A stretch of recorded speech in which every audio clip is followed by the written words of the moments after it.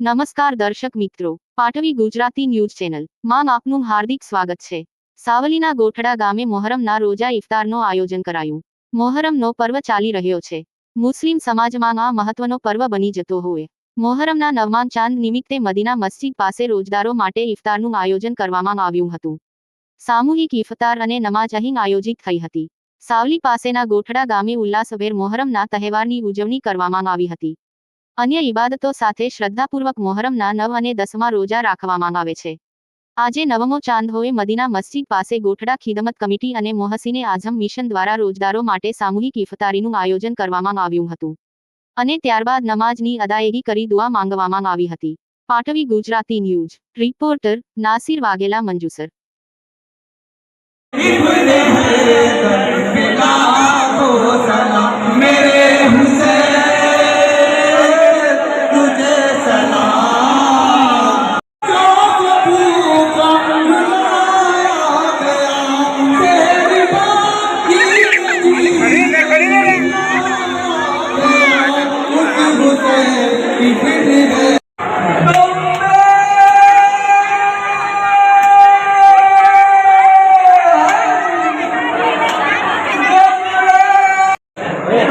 समझा अली भाई अपने क्लास में बड़े चुप हो जाइए।